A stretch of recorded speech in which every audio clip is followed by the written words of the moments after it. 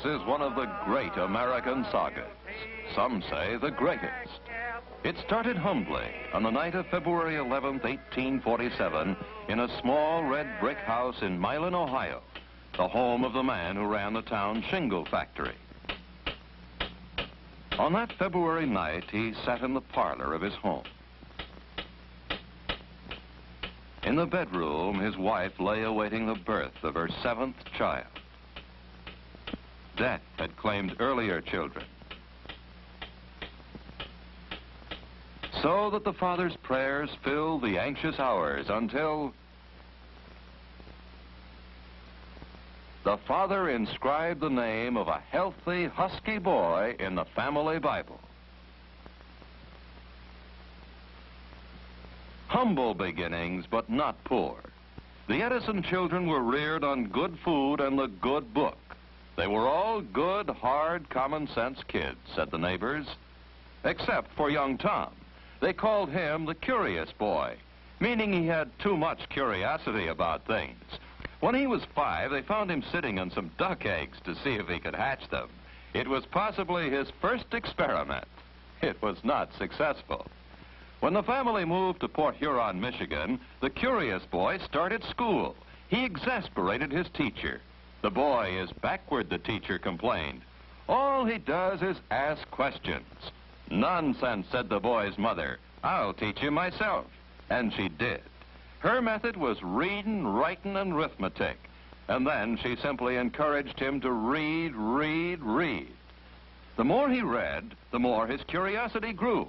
By the time he was 12, he wanted to know what the whole wide world was about.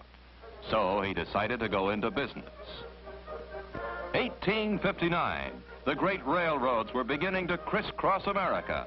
Any 12-year-old boy would naturally go down to the railroad station to seek his fortune.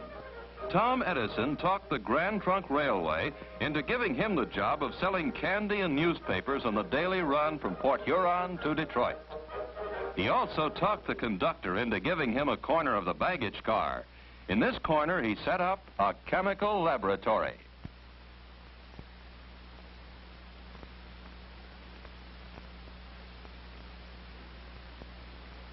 His curiosity didn't stop at chemistry. He got interested in printing when he was 14. So he set up his own printing press and started the first newspaper ever published on a railroad train, anytime, anywhere.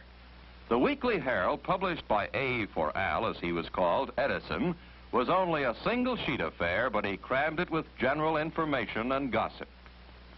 Local and international news. Business facts and figures.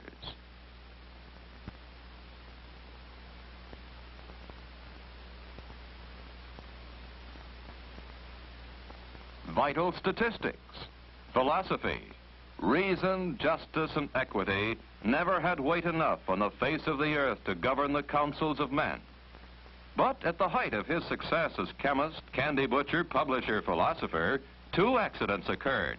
First, he became partially deaf. Deafness drove me to reading. My refuge was the Detroit Public Library. I didn't read a few books. I read the library.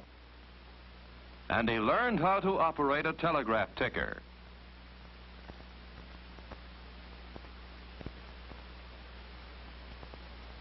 The second accident occurred when one day his chemical jars broke open and set fire to the baggage car.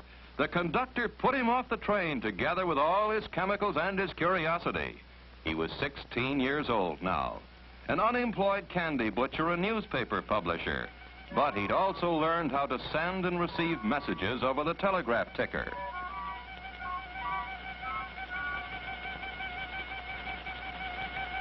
In 1864, he became a wandering telegraph operator, the fastest operator that ever came down the pike, also the most restless.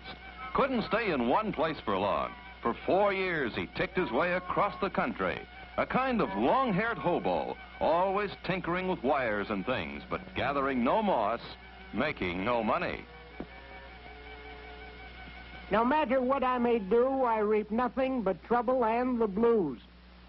It is all I can do to keep the wolf from the door.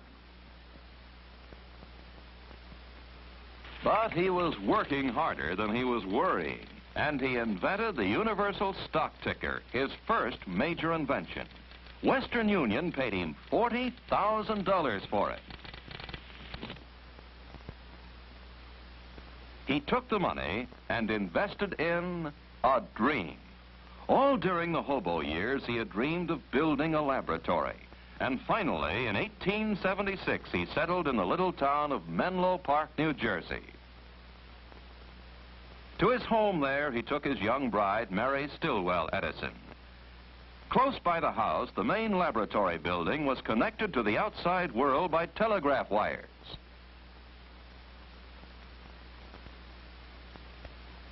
The chemistry lab was the little candy butcher's dream come true. He filled his lab with the best technicians and the best machines money could buy. He was the first man to conceive of an invention factory, a hive of specialists on a belt line. At the top of the line was the old man, as they called him even then, supplying the ideas and the inspiration. He announced to the world, I produce a minor invention every month and a major one every 6 months.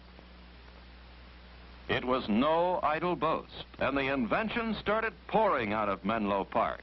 To his deafness, he attributed one of his early contributions. When Bell first worked out his telephone idea, I tried it, and the sound which came through the instrument was so weak I couldn't hear it. I started to develop it and kept on until the sounds were audible to me. My improvement, the carbon transmitter, made the telephone possible. The repeating telegraph was a machine which automatically took down telegraph messages for relay at high speed. It consisted of a piece of thick paper which spun around a blunt needle, which made dot and dash indentations on the paper. One day, Edison was tinkering with the machine. The paper disc started spinning too rapidly, and through his deafness, he heard a strange sound. If I could record the action of the point and then send the point over the same surface again, I saw no reason why the thing... Crucy, his chief machinist, made the model for a total cost of $18.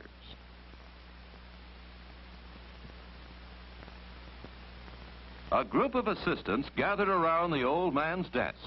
None of them knew what the fantastic-looking thing was supposed to do. They stood silently while Edison took a piece of tinfoil, inserted a mouthpiece on the contraption, and then, to everyone's astonishment, started reciting these momentous words. Mary had a little lamb, its fleece was white as snow, and everywhere that Mary went, the lamb was sure to go. I made a bet of 15 cigars that the machine would talk back to me.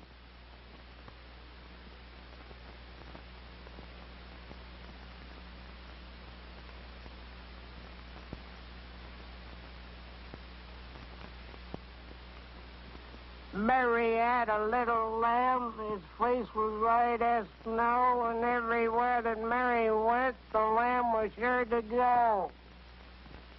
He won the bet. What should he call it?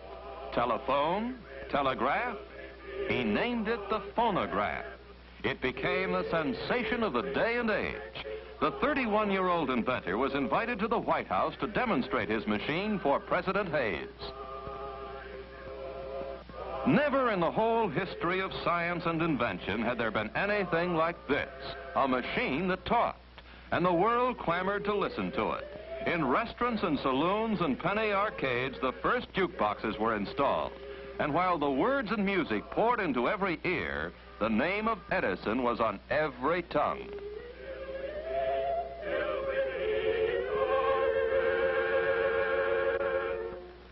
A philosopher of the time said it was the era of the nickel in the slot machine.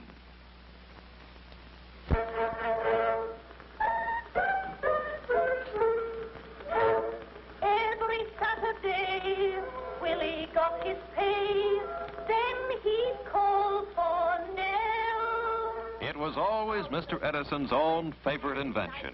He was always bubbling over with new ideas for it, new applications. On Nellie's little hat, there was... He had hoped the little box would be a great educational device, recording the Washingtons and Lincolns for posterity. But what the public wanted from it was entertainment. And the great names of the entertainment world hastened to oblige. Rachmaninoff, Metzenauer,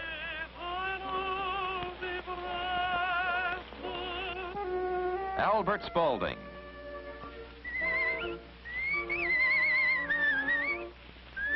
and even Sybil Sanderson Fagan, the whistling artist.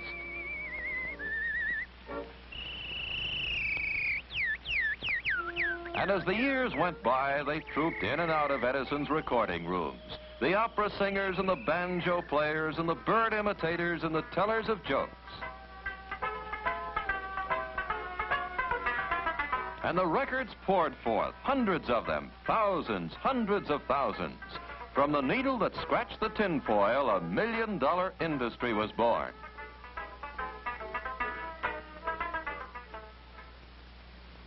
Shortly after the world had seen the wizardry of the invention of the phonograph, the Wizard of Menlo Park started a fresh notebook.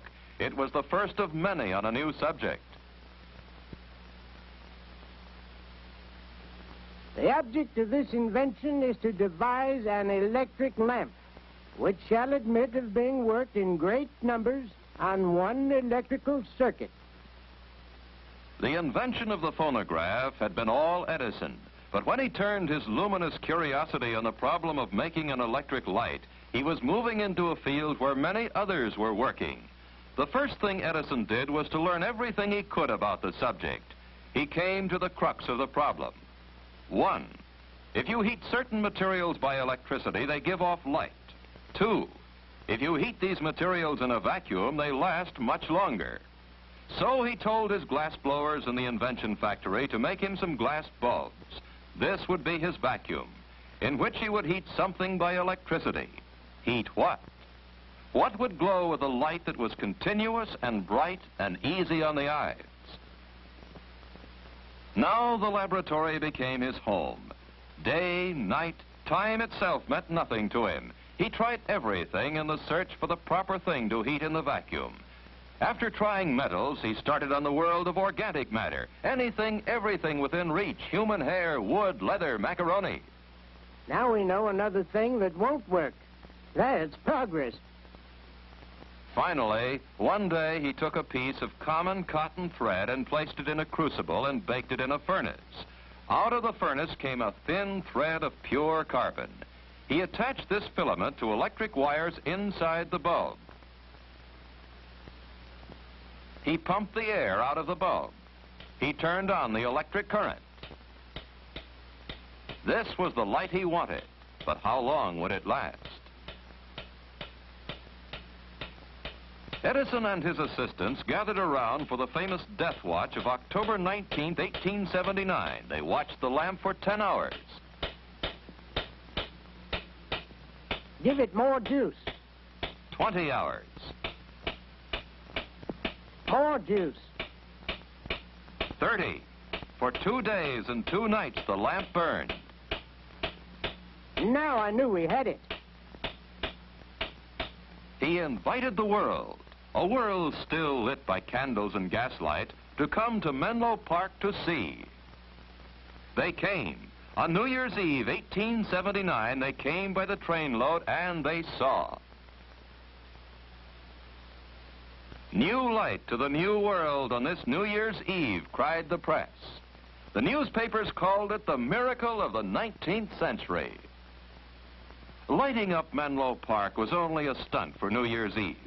The real test came when Edison announced that he would illuminate 1 square mile of the heart of New York City with a newfangled electric light.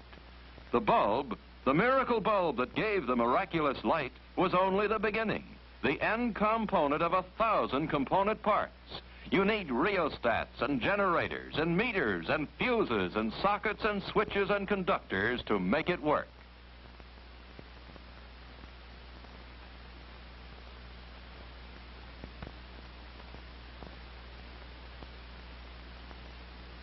The incandescent light was not one, but 360 different inventions all welded together. To lay his lines and cables, he had to dig down into the bowels of the city. Edison himself supervised every move day and night. In later years, he was to say, "This was the greatest adventure of my life." To make light, you need power. He took a building on Pearl Street in Lower Manhattan and turned it into the first power plant for electric light in the United States. It started with coal furnaces in the basement. The coal made steam.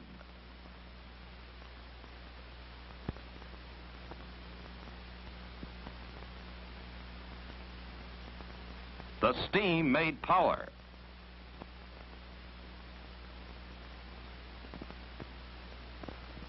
The power turned the generators.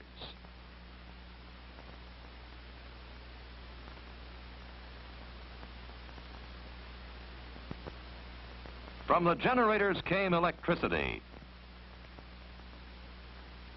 And the electricity became light. Light to the world. But hardly 2 years after the great triumph, tragedy struck the house of Edison.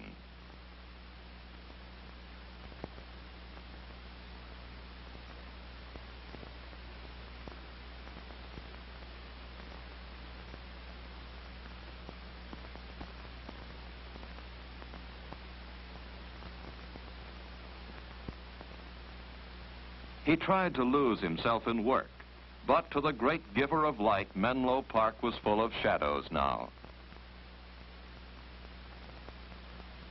He had to move away from the place where he had lived for 8 happy years. 2 years after Mary Edison died, he found a haven in West Orange, New Jersey, in the lordly house called Glenmount. In the year 1886, he was 39 years old when he married Nina Miller, herself the daughter of an inventor.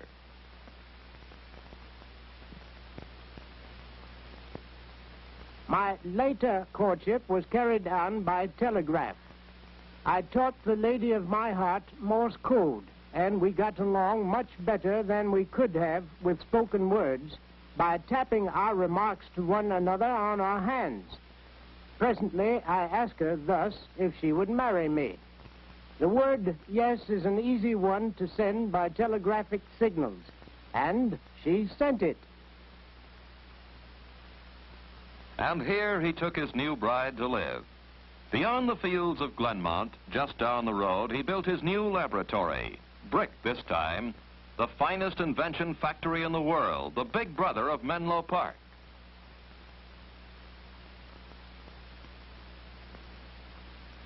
The nerve center of the compound was the old man's roll-top desk in an office that was 2 stories high, crammed with 10,000 scientific volumes. It was his combination office, laboratory, studio, library, and bedroom. On a small cot, he took his famous cat naps. I never found need of more than 4 or 5 hours sleep in the 24. People talk of loss of sleep as a calamity. They better call it loss of time, vitality, opportunity. No matter how hard he worked, he could always find time for his children. When they were away, he wrote them playful letters to be read in a mirror.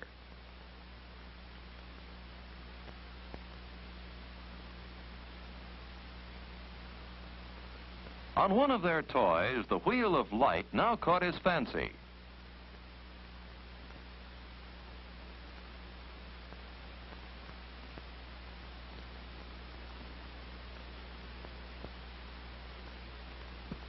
It occurred to me that it was possible to devise an instrument that should do for the eye what the phonograph did for the ear.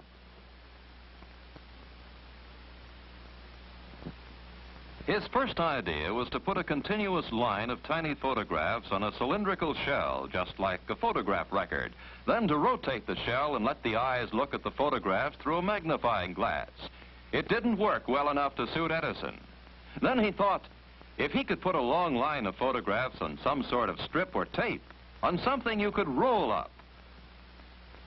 One day he saw an advertisement for a new kind of camera designed by a man named George Eastman. It took pictures on celluloid.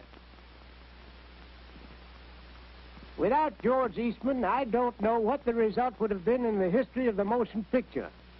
He tried to develop a narrow strip of sensitized film that would operate on a roll.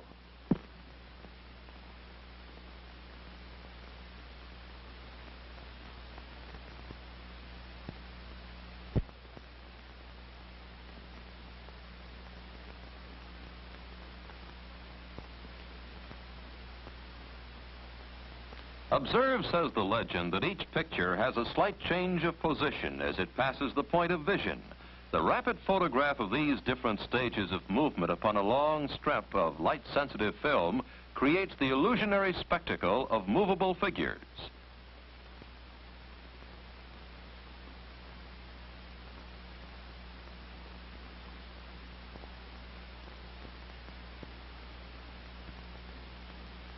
In order to see the figures move, you look through the magnifying glass of a peephole machine. Our studio was almost as amazing as the pictures we made in it. It was such an ungainly-looking structure when it was done, and the boys had so much sport with it that we called it the Black Maria. In order to make certain of as long a working day as possible, we swung the whole building on pivots, like an old-fashioned river bridge, so it could be turned to follow the course of the sun. It was a ghastly proposition for a stranger daring enough to brave its mysteries. But we managed to make pictures there, and after all, that was the real test. They made pictures there. Fred Ott Sneeze, the first copyrighted film. May Irwin and John Rice, the first movie kiss. The story of an American fireman, the first story film.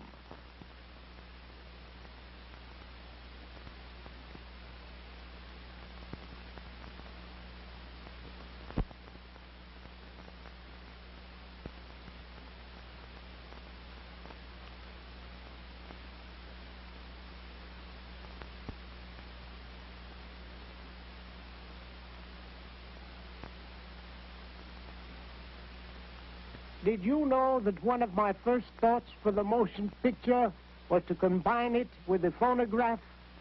My plan was to synchronize the camera and phonograph so as to record sounds when the pictures were made and reproduce the two in harmony. Talking pictures.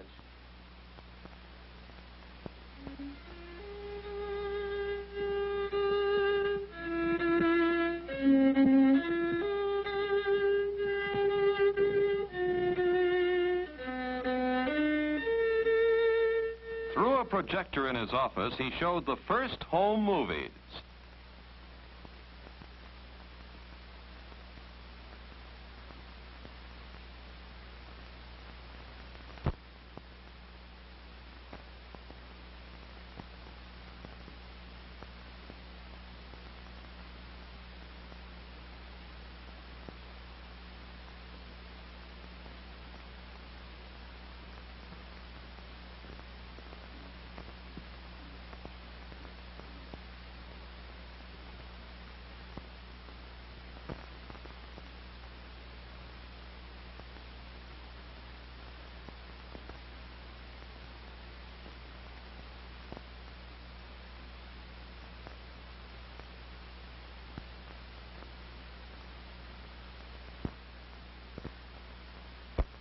The camera followed on one of his camping trips with his good friends Henry Ford, Harvey Firestone, and the naturalist John Burroughs.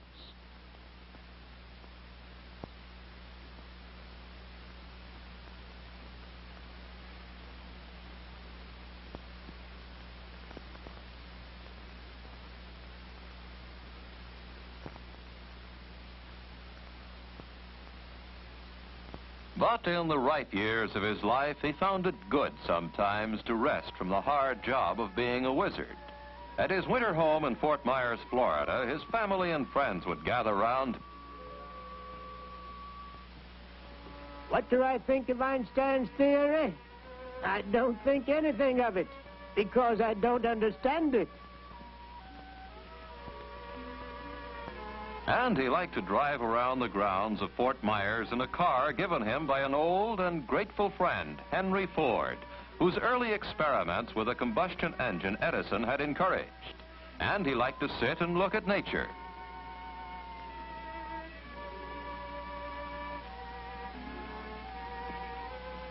Good day for an angel's picnic.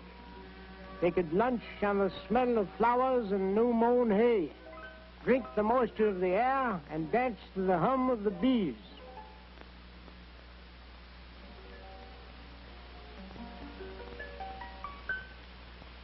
But even in Fort Myers, he couldn't sit still for very long. Close by his home, he built a small laboratory. His friends Ford and Firestone had presented him with a great challenge. Could he find a domestic source of natural rubber?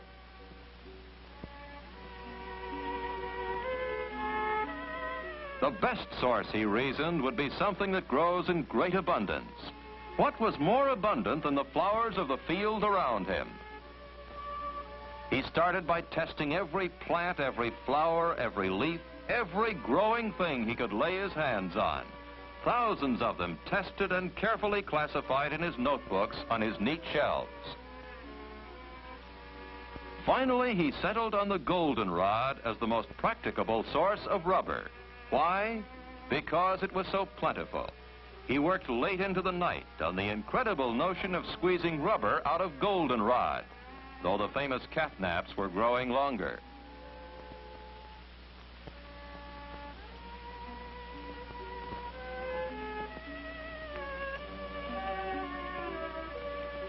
He didn't give up until, out of the lowly goldenrod, he actually produced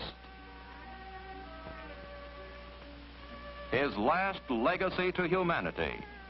His desk at the West Orange Laboratory is, as he left it, crammed full of innumerable projects, improvements on the old inventions, plans for many, many new inventions, telephone, telegraph, dynamo. He had taken out the incredible number of 1,097 patents in his 84 years of life, and still he could envision with youthful fervor. When I look around at the resources of the electrical field today, I feel I would be glad to begin again my work as an electrician and inventor. And we veterans can only urge upon our successors, the younger followers of Franklin and of Kelvin, to realize the measure of their opportunities and to rise to the height of their responsibilities in this day of electricity.